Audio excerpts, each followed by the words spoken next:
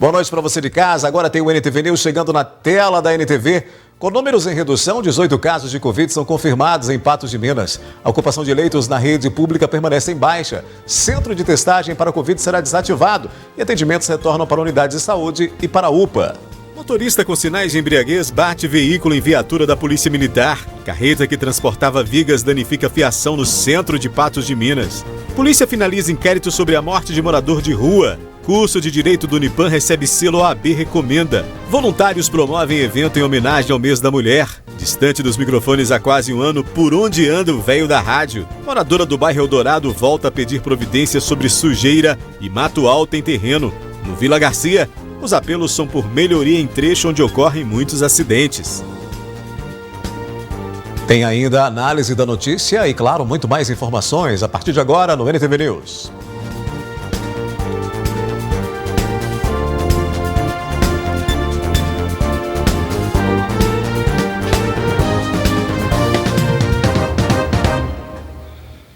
No final da madrugada desse domingo, um condutor, aparentando ter feito uso de bebida alcoólica, causou acidente envolvendo uma viatura da Polícia Militar na Avenida JK.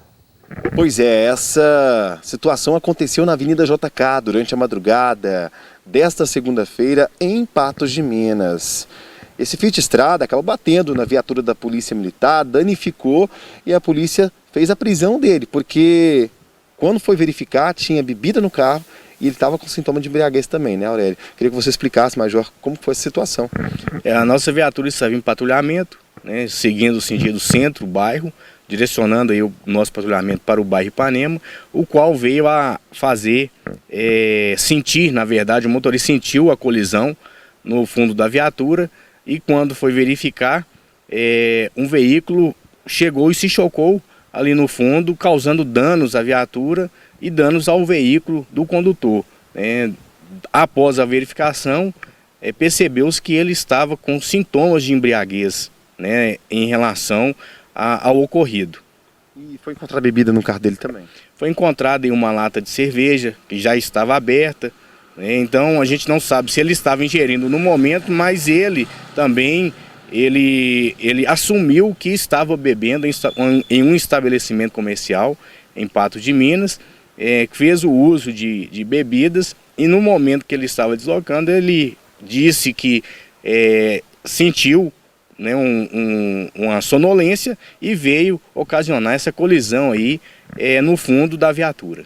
Ele foi devidamente encaminhado, ao pronto-socorro pela equipe do SAMU. Posteriormente, quando ele recebeu os atendimentos, ele foi preso pelo crime que ele cometeu, que ele estava embriagado. Então, como foi com a viatura, poderia ser com outra pessoa, com um transeunte que tivesse fazendo ali algum percurso andando e poderia ceifar a vida. Então, é o que a gente sempre fala, se dirigir, não faça o uso de bebida, utilize os aplicativos que existem aí de transporte, o táxi, enfim, não é viável, mas diante de tanto tempo que a gente já fala sobre isso, a pessoa beber e dirigir. Nesse domingo, a Polícia Militar Rodoviária registrou acidente de trânsito com saída de pista na BR-352 em Lagoa Formosa. A condutora do veículo ficou ferida e precisou ser encaminhada ao atendimento médico. Segundo a Polícia Militar Rodoviária, a condutora de um carro de passeio, uma mulher de 35 anos, se deslocava no sentido Carmo do Paranaíba para Patos de Minas quando percebeu que o veículo aquaplanou devido à pista molhada. Ela perdeu o controle da direção e o carro saiu da pista e bateu em um barranco. A motorista foi socorrida por testemunhas até um hospital aqui em Patos de Minas, onde foi atendida e apresentava um hematoma no ombro esquerdo, ficando em observação. O veículo e a documentação da condutora foram fiscalizados e liberados, sendo acionado o serviço de guincho pela proprietária através da seguradora para remover o carro da pista. Olha, aconteceu de novo, né? No início da manhã desta segunda-feira, o trânsito na rua Major Gotti ficou bastante complicado após uma carreta ter provocado danos em parte da fiação na principal e mais movimentada via da cidade. O caminhão carregado com as vigas de ferro acabou não conseguindo fazer a curva aqui na José de Santana, que fica cortando a rua Major Gotti. uma das mais movimentadas da cidade de Patos de Minas. Esse motorista, ele tem 38 anos de idade, é venezuelano, há 4 meses trabalha nessa empresa de transporte e, inclusive, disse que tem experiência, que foi motorista de caminhão há mais de 10 anos na Venezuela. Ele contou para o nosso jornalismo que pegou o documento, a NAF, né, nota fiscal eletrônica, para ver o endereço de entrega. Ele veio de Ouro Branco, Minas Gerais, e entregar esse material aqui na cidade de Patos de Minas. E quando ele tentou fazer a curva aqui, ele imaginou que podia ser um pouco mais aberto. Acabou batendo nesse poste. Vem cá, Gustavo, vamos mostrar ao pessoal que está em casa, que ele acabou batendo com a frente do caminhão aqui, ó, bem nesse poste que sustenta o semáforo, que controla o trânsito aqui da cidade. E ele acabou se entortando aí, ó, você vendo as imagens do Gustavo. E aí foi o problema, né? Ele teve que esperar a polícia chegar até o local, a CETRAN também para fazer a sinalização de trânsito. E aqui no local ele foi qualificado pela Polícia Militar. Ele foi qualificado pelo crime de dano ao patrimônio público, né? A gente sabe que para ele virar aqui, segundo algumas pessoas que deram a sugestão, ele teria que abrir totalmente para entrar. Só que como ele não conhece a cidade, acabou cometendo esse erro. E olha só como ficou o trânsito aqui na Major Gotti, porque ficou muito engarrafado agora nas primeiras horas do dia desta segunda-feira. Olha só, muitos motoristas aguardando então, sem entender o porquê. Lá na frente mais carros também. E a CETRAN, que é a fiscalização do município, está fazendo aqui o controle para tentar, né, não gerar mais tumulto e tudo isso aqui seja resolvido, que o semáforo seja arrumado.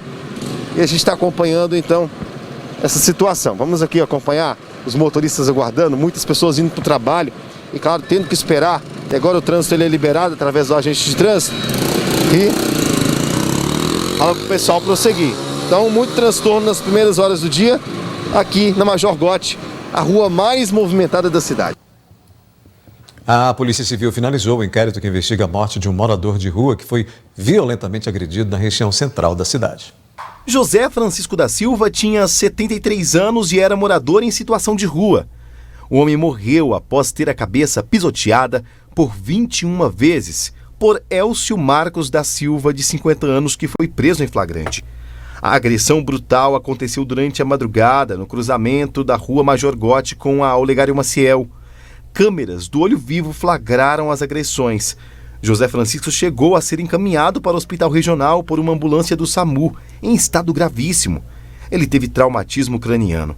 O delegado da Divisão de Homicídios de Patos de Minas disse que o inquérito já está concluído. Já tínhamos o depoimento do autor, nós tínhamos o depoimento dos policiais que fizeram a ocorrência, colhemos agora o depoimento de mais pessoas que estavam no local, que viram os acontecimentos, para que a gente pudesse não ter todo esse arcabouço e apontar a autoria definida para o Ministério Público poder, então, caso assim entenda, fazer a sua denúncia e levar então às barras da justiça esse indivíduo que cometeu esse ato. A crueldade já se dá pelo próprio tipo, né, de ação determinada pelo autor, né? Após a vítima já estar no solo, ela continua pisoteando a cabeça da vítima, o que leva a esse entendimento. Agora tem que fazer toda essa juntada desse documento, dessas imagens, para que seja tudo repassado ao Ministério Público, que é o dono dos litígios, para que possa seguir então o caminho natural, que é o caminho que a gente entende, né, do indiciamento. Segundo o delegado, o suspeito do crime pode responder pelo crime de homicídio. O inquérito já vai ter um indiciamento. O indiciamento deve ir por esse caminho do homicídio consumado, qualificado pela situação que aconteceu. A principal motivação é um motivo fútil, né? Que é esse desenrolar de uma discussão que leva alguém a fazer esse tipo de ato mais grave, esse ato mais severo. O que a gente tem que sempre passar é que, se você tem uma discussão com alguém, né? Se você está aí com uma ameaça, que você busque tentar resolver isso aí sem levar para esse âmbito da agressão física, que pode acontecer de você vir aí a ocasionar a morte de alguém. Então a gente sempre pede que as pessoas pensem 10 vezes antes de cometer o crime, porque tanto a Polícia Militar quanto a Polícia Civil, o Ministério Público e o Poder Judiciário vão estar na mesma linha de conter isso no princípio, e caso não consiga conter, que vão ser as pessoas punidas pela sua responsabilidade. Depois do intervalo aqui no News, a Universidade de Minas tem autonomia para exigir ou não passaporte vacinal e curso de Direito do Unipam recebe selo OAB Recomenda. Uma das maiores universidades da América Latina, a UFMG, retomou as aulas presenciais. Assim como em outras instituições de ensino, o retorno acontece em meio à polêmica da exigência ou não do comprovante de vacinação contra a Covid. Para entrar nas salas de aula, na maior parte das universidades públicas em Minas Gerais, só comprovando que está com o esquema vacinal completo contra a Covid, seja no cartão convencional ou no aplicativo Conect SUS do Ministério da Saúde.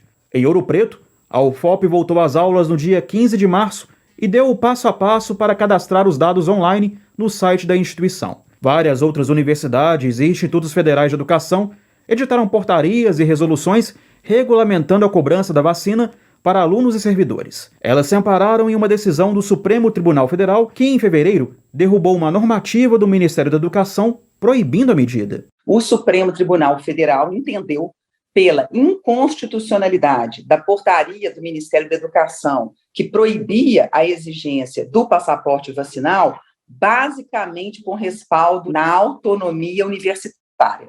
A União Estadual dos Estudantes comemorou a decisão. Então, nesse momento, é responsabilidade das universidades e faculdades exigir o comprovante vacinal de toda a comunidade para que a gente não coloque em risco esse nosso retorno presencial. Com a decisão do STF, as universidades podem cobrar, mas não estão obrigadas a isso. Em Lavras, o Conselho Universitário da UFLA divergiu da maioria das instituições e deliberou pela não exigência. Apenas deu orientações para o retorno seguro. Em nota, a universidade diz que se baseou em um parecer da Procuradoria-Geral da República, que apontou a impossibilidade de exigir comprovante de vacina sem lei prévia do Poder Legislativo. Para a advogada, a decisão do STF é definitiva, mas causa conflito em direitos fundamentais. Nós não temos dúvida de que a vacina seja benfazeja, mas nós também temos de pensar naqueles, pelo próprio direito fundamental e a garantia à sua autonomia, de não quererem se vacinar. Mas aí, o que é autorizado fazer? O que o Supremo já decidiu em outras oportunidades, cuja menção aqui vale a pena ser feita? Ele entendeu o seguinte, que a vacinação, ela não pode ser forçada, mas ela é obrigatória. Então, a mim me parece que a essa pessoa que não quer se vacinar e que esteja, por exemplo, submetida a uma universidade pública que exija esse passaporte, a ela cabe, por exemplo, ter direito ao estudo remoto, o que já é uma ideia das universidades de cortar em face da melhoria da situação pública de saúde. Olha, pela terceira vez, o curso de Direito do Unipan, do Centro Universitário de Patos de Minas, recebeu o selo de qualidade OAB Recomenda. A premiação tem por intuito contribuir para o aprimoramento do ensino jurídico no país, expressando o reconhecimento às instituições de educação superior, cujo curso de Direito apresenta elevado padrão, conforme critérios estabelecidos pela Comissão Especial para a Elaboração do Selo OAB Recomenda. Neste ano, 190 instituições receberam o selo OAB Recomenda em todo o Brasil. Dessas, 23 foram contempladas em Minas Gerais e apenas 4 na macro-região do Triângulo Mineiro e Alto Paranaíba. Essa é a terceira vez que o curso de Direito do Unipan é agraciado com o título. Já são 9 anos entre os melhores cursos do Brasil. O selo de qualidade é editado a cada 3 anos. Por meio da premiação, é possível elencar os cursos de direito reconhecidos pela entidade, que tem se destacado em cada unidade da federação. Isso significa que nós estamos há 9 anos entre os cursos de direito do país que mais aprovam no exame de ordem. Hoje, a média de aprovação nacional no exame de ordem é de 15% dos alunos que realizam. A nossa aqui ultrapassa os 60%. E isso garante que a instituição receba esse selo de qualidade OAB Recomenda pela terceira vez consecutiva. De acordo com o coordenador do curso de Direito do Centro Universitário de Patos de Minas, toda a estrutura do Unipan foi pensada para atender o aluno de maneira prática e teórica.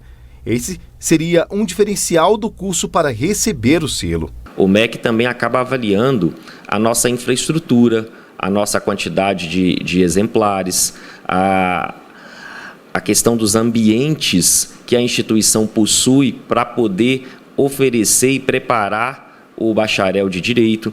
Então, todos esses critérios eles são avaliados. O Unipan tem outras classificações. É a primeira instituição de ensino mais bem avaliada de Minas Gerais, dentre os outros centros universitários privados do estado. E também é a principal instituição de ensino com o melhor curso em toda a região do Alto Paranaíba e Noroeste Mineiro. Tenho certeza que a qualidade do ensino jurídico que é oferecido aqui acaba atraindo pessoas aqui da região, de cidades que já possuem instituições com curso de direito e que continuam preferindo aqui o Unipam. Sem contar pessoas do Brasil todo que acabam vindo para Patos de Minas para poder fazer o curso de direito aqui no Unipam, porque sabe que vai estar numa instituição que vai trazer para ela um potencial muito maior do que as outras instituições quando ela for para o mercado de trabalho. Ainda de acordo com o coordenador do curso, uma auditoria para avaliar a infraestrutura digital na unidade já foi realizada pelo MEC. Em breve, o Unipam pode ser o primeiro do Brasil a oferecer o curso na modalidade EAD.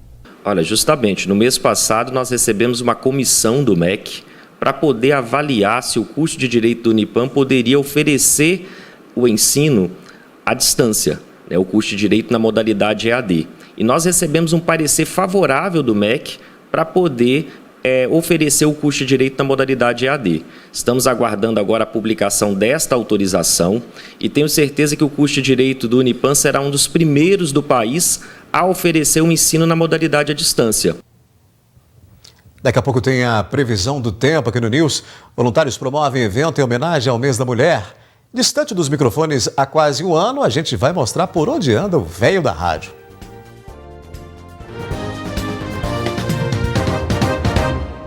Voluntários do projeto Dormir Sem Fome promoveram neste domingo um grande almoço em homenagem ao Mês da Mulher. Aqui estão mulheres cheias de histórias, lutas e conquistas. A intenção do projeto Dormir Sem Fome era poder proporcionar um domingo diferente a elas. O almoço foi servido juntamente com a realização de palestras e homenagens. Dentre as homenageadas estão mulheres que contribuem para a sociedade de maneira voluntária. A associação hoje, ela tem preocupado muito com a mulher, a situação que ela vive, porque é muito fácil eu pegar uma pessoa da sociedade e homenagear. Ela já tem o que nós vamos servir aqui no dia a dia.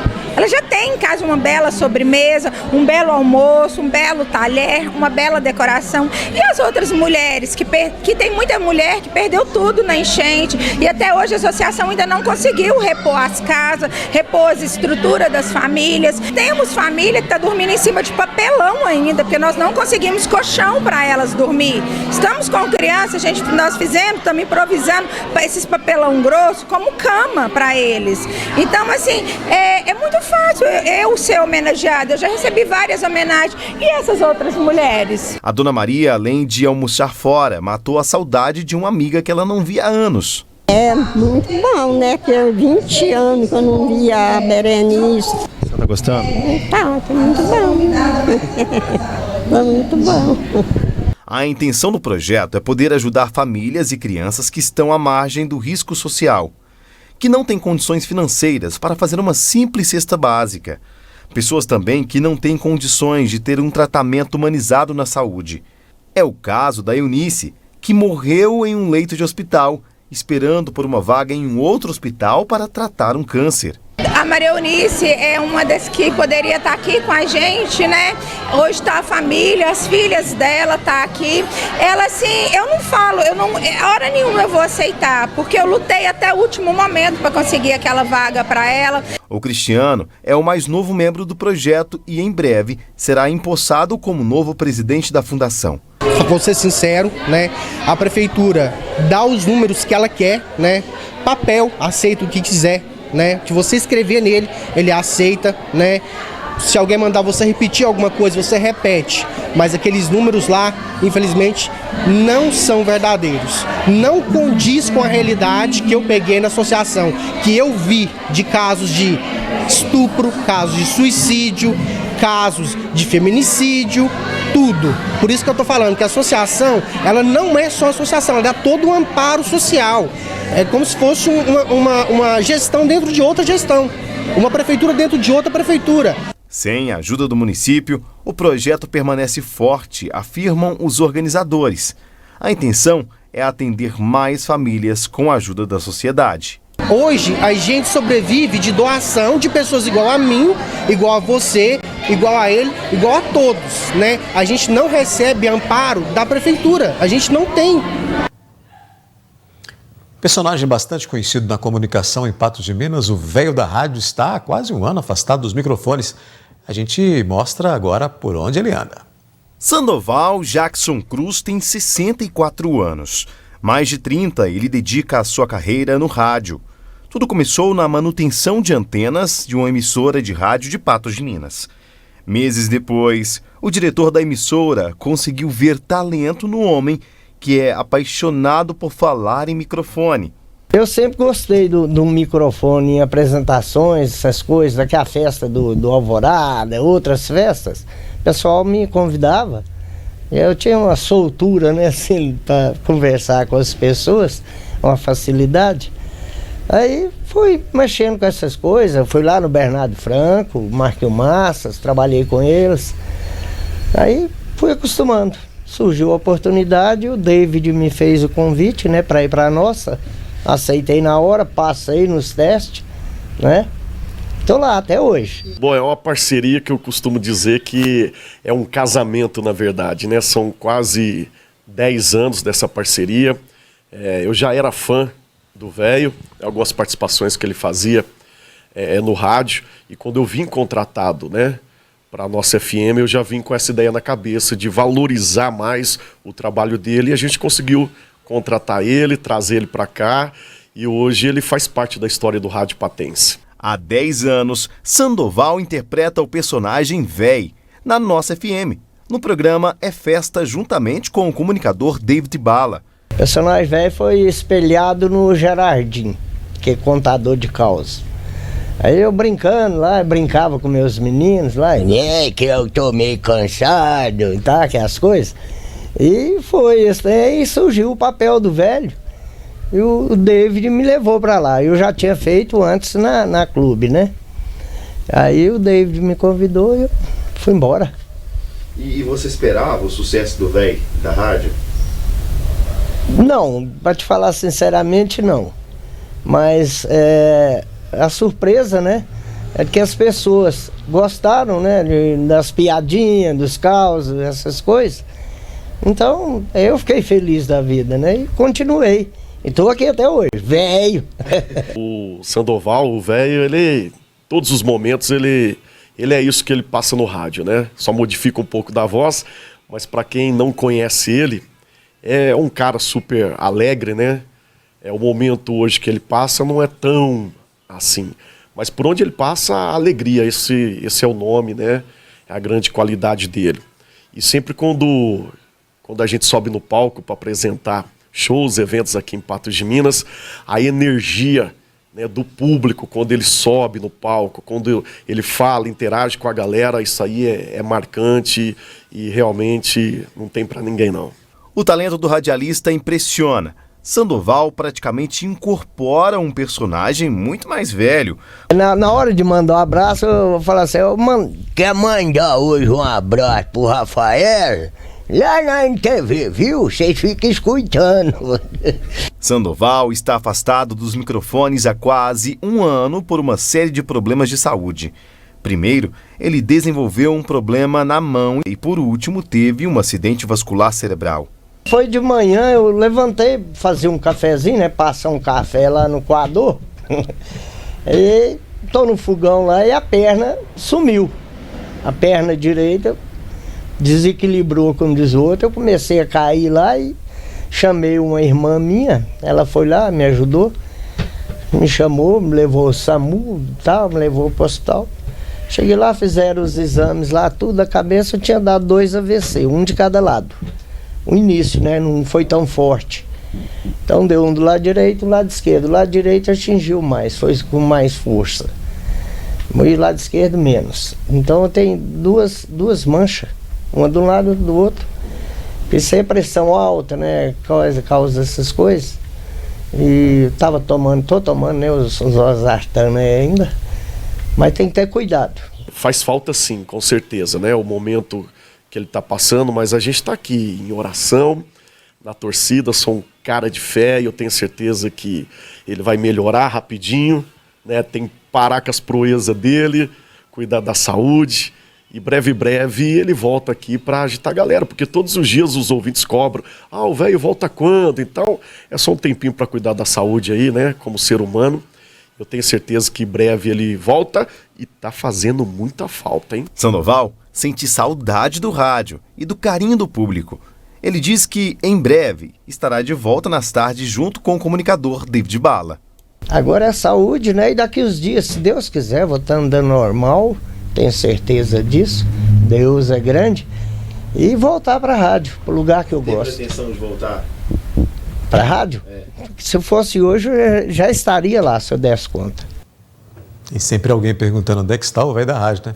Tá aí, respondemos para você. Muita saúde pro velho, então, né? Esse personagem aí que há bastante tempo faz sucesso aí no rádio e na nossa FM sempre, né? Parceiro aí do David Bala. A meteorologia prevê temperaturas em elevação neste início de semana. Vamos conferir os detalhes aí na previsão do tempo.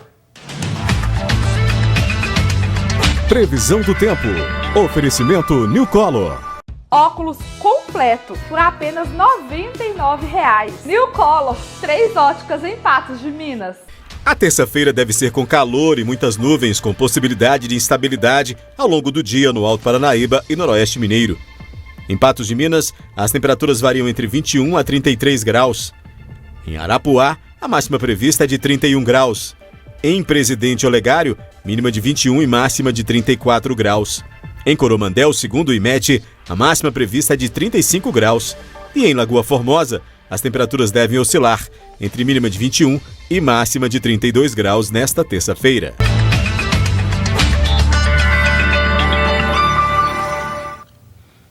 A seguir tem análise da notícia aqui no News. Ministro da Saúde pede exoneração após denúncias. Moradora do bairro Eldorado volta a pedir providências sobre sujeira e mato alto em terreno. E no Vila Garcia, os apelos são por melhorias em trecho onde ocorrem muitos acidentes.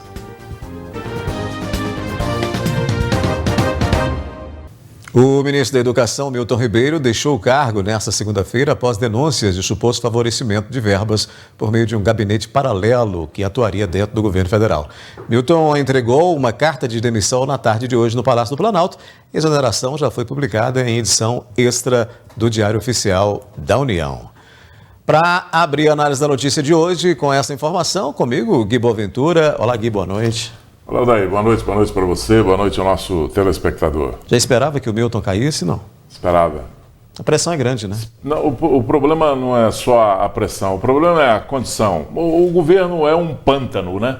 É uma areia movediça. E aquilo, quem não se equilibra, e quando eu digo não se equilibra, é não se livra de um tipo de denúncia ou de um tipo de situação desse, como o ministro da Educação se envolveu, ou se deixou envolver, ele se afunda.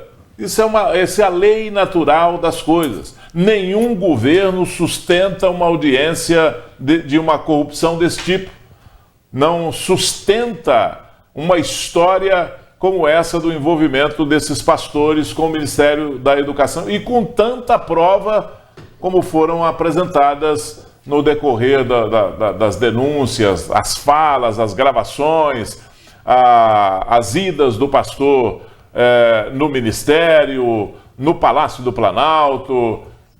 Então, o que precisa é o seguinte, é de entender que as denúncias foram, muito contundentes. E ele não iria suportar, né? Ele não iria aguentar esse tipo de coisa. Ele não ia aguentar essa... Não tem governo que sustente, não tem ninguém que vá lá na frente e banque a história. Mas não, eu vou bancar a história, eu não vou mandar ele embora. Cai junto.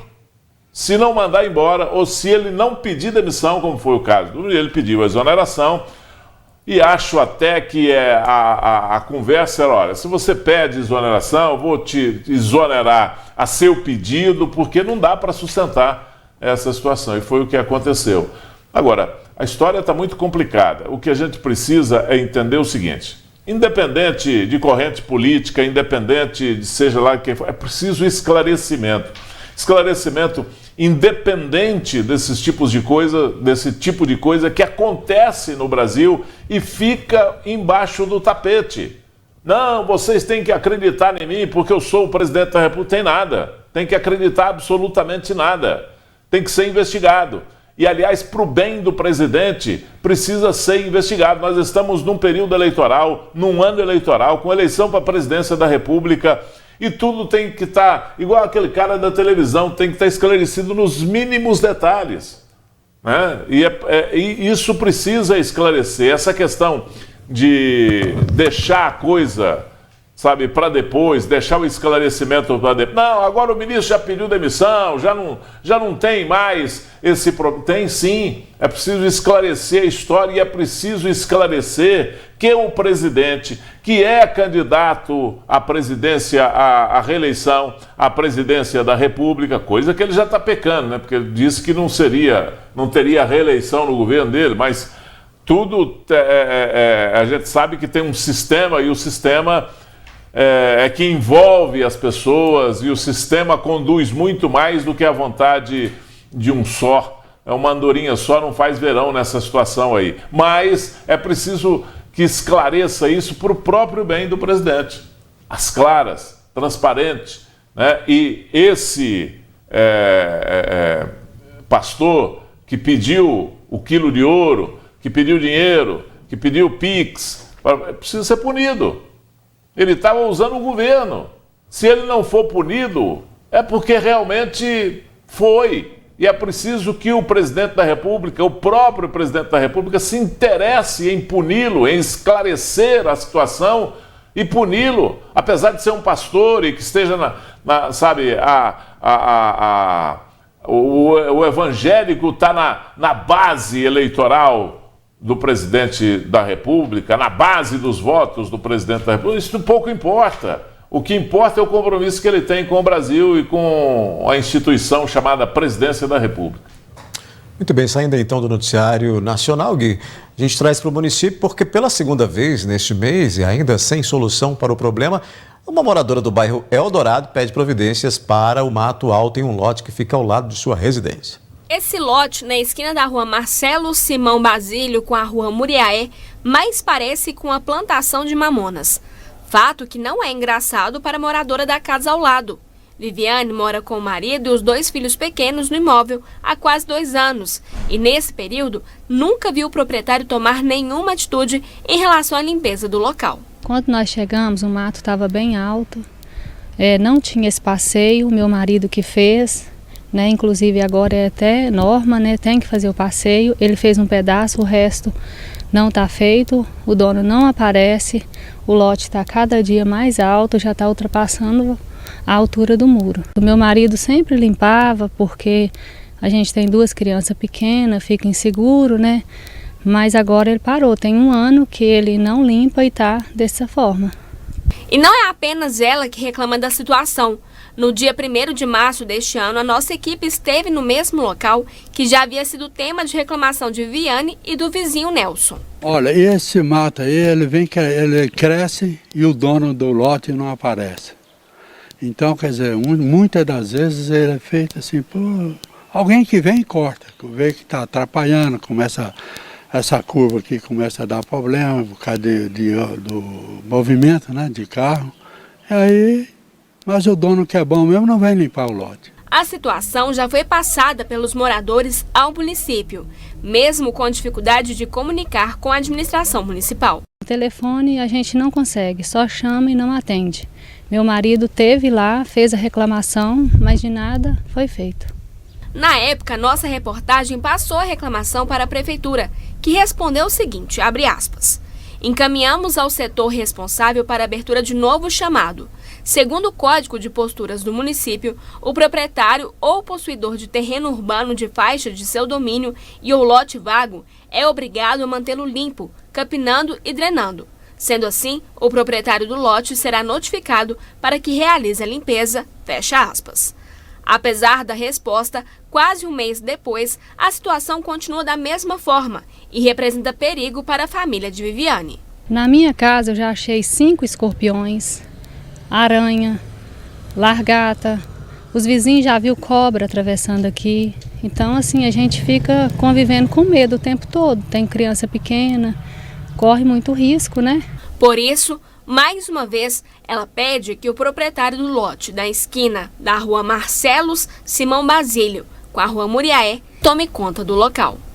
Eu espero que o dono, né, que venha arrumar, né, cortar esse mato, porque não dá mais pra gente ficar assim. Os vizinhos nós estamos convivendo com medo, né? Agora já tá começando a jogar lixo, entulho, já tá ficando mais perigoso. Então eu queria pedir, por favor, que ele viesse dar uma providência, né, nesse lote. Olha, na época da primeira reclamação, a prefeitura afirmou que o proprietário do lote seria notificado para que realizasse a limpeza. Sobre esta segunda reclamação, o município ainda não se manifestou, meu caro Gui Boaventura. Inclusive, hoje você mostrou esse assunto no seu programa, né? Exatamente. E aí, o que mais pega nessa situação são duas coisas que me deixam, assim, pensativo. A primeira delas é que é muito simples resolver esse problema. É tão simples que parece que a prefeitura não dá tanta atenção e deixa o povo reclamar, deixa o povo passar por esse perrengue.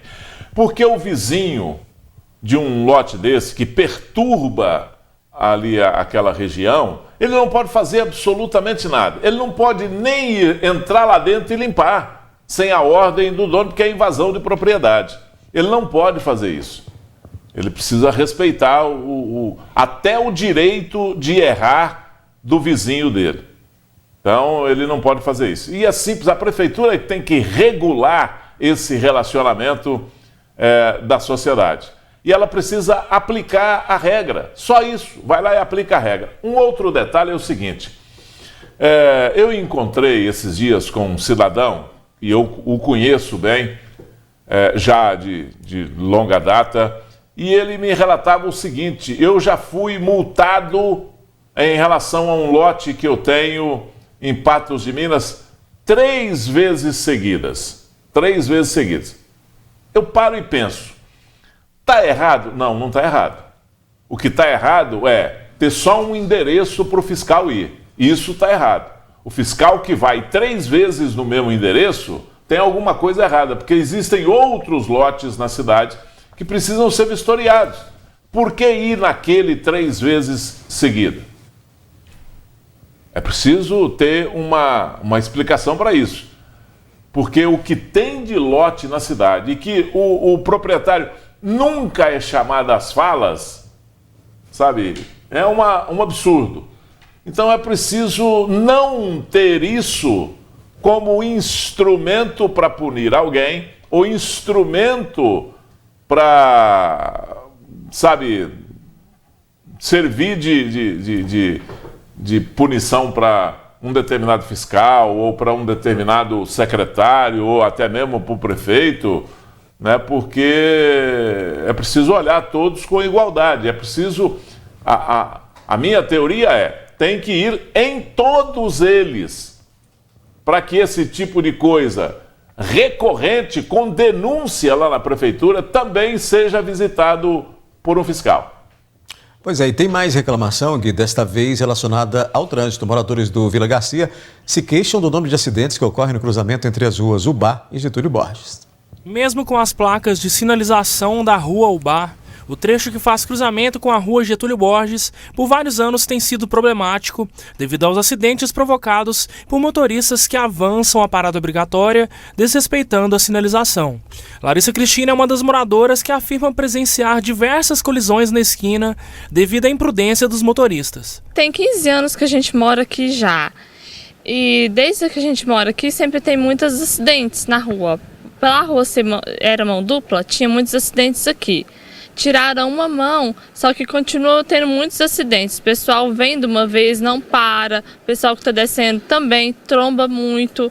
Só esse final de semana a gente presenciou 2 acidentes aqui. E a gente queria pedir para colocar um semáforo ou um quebra-mola para diminuir o acidente, para ter segurança até para a gente mesmo. O tráfego aqui na rua Getúlio Borges é muito intenso, pois se trata de uma via de retorno para quem transita pela Rua da Mata e pela parte alta da cidade de Patos de Minas. A principal queixa dos moradores e comerciantes aqui da região é que haja uma melhoria na sinalização da esquina aqui com a Rua Ubá. Não está suficiente, o povo passa de uma vez, os outros também descem de uma vez e não está resolvendo. Só com sinalização lá na frente. A gente queria colocar uma sinalização aqui mais perto. O local dispõe de apenas um quebra-mola para quem segue pela rua Getúlio Borges pouco antes do cruzamento. Os moradores sugerem que outro quebra-molas seja construído na rua Ubar, ou clamam até mesmo para a instalação de um semáforo no cruzamento. Se os acidentes são recorrentes, se isso está acontecendo, é melhor que se tome uma providência ou providências antes que o pior aconteça, né? Antes que vidas se percam ali. Olha, aquele cruzamento ali da rua Ubar com a... Esqueci o nome da música lá. Getúlio Borges. Getúlio Borges. É um cruzamento comum. O único problema ali é que a Getúlio Borges é uma rua muito estreita e ela tem uma visibilidade com defeito.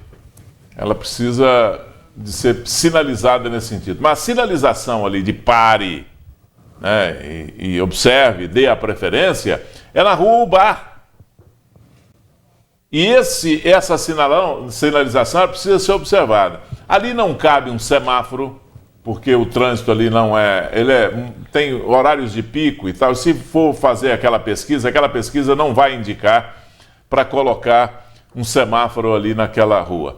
E o outro detalhe é que o chamado guarda deitado, que é o... Como é que chama aí que você falou aí? O redutor de velocidade. É proibido. É proibido. É proibido pelo Código de Trânsito Brasileiro, CTB. Proíbe a colocação de quebra-molas. Você pode colocar aquela faixa, faixa elevada, né? Como nós temos aí no centro da cidade, em muitos lugares aí. Então, é o seguinte, o que tem que fazer, quer fazer com que as pessoas respeitem ali, chama um guardinha desse aí, o guardinha não é no termo pejorativo, não. É assim que as pessoas chamam na rua, um guarda de trânsito, e coloque ali, esporadicamente, para verificar quem é que fura o sinal para multar, para quem não para multar. Coloca ali, sem aviso nenhum, só para as pessoas que passam por ali entenderem assim, ó, vez em quando o guarda de trânsito está ali. Ele vai parar toda hora. Você pode ter certeza absoluta que ele vai parar toda hora. Porque isso é deseducação. Olha a placa. Não tem jeito de você não parar, né? A placa de todo tamanho. O sinal na horizontal ali na rua tá apagado. Mas essa placa aí, sabe, colabora bem com o trânsito e as pessoas precisam entender que precisam de obedecer à sinalização de trânsito. Falta respeito à placa, né? Falta respeito à sinalização de trânsito. Desrespeitou a sinalização de trânsito, multa. Pronto, não tem outra saída. Para isso precisa de colocar ali, tirar os guardas do centro da cidade, porque no centro da cidade o povo já está, sabe, já está sabendo, que já vê bastante o guarda ali e ele já obedece bem o trânsito. É preciso de trabalhar também nos bairros da cidade, porque o carro que passa aqui passa lá. Muito bem. Vamos fazer uma parada rápida aqui no News, já a gente volta falando de saúde.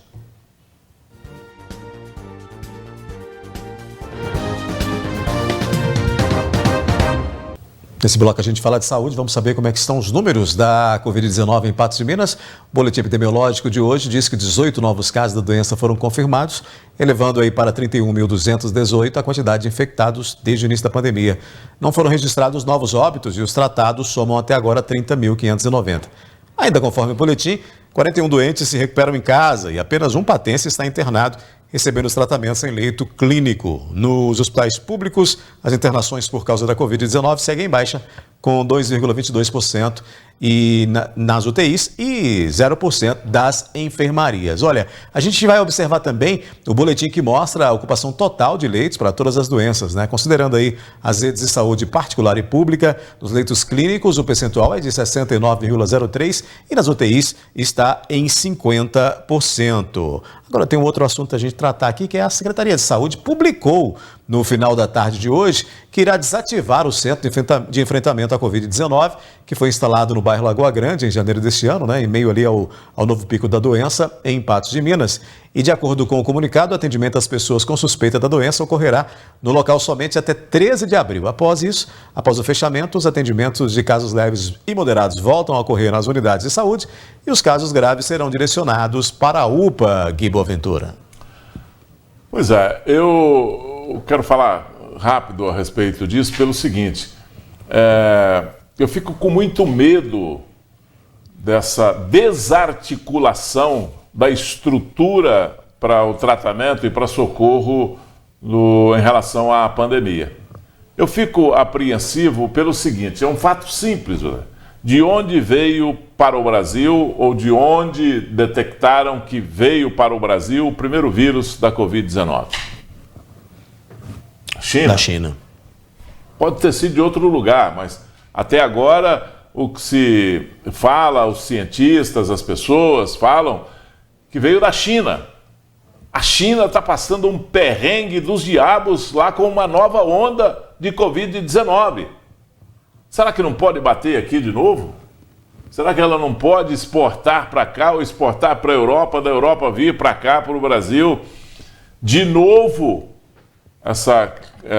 uma nova cepa, uma nova variante do coronavírus?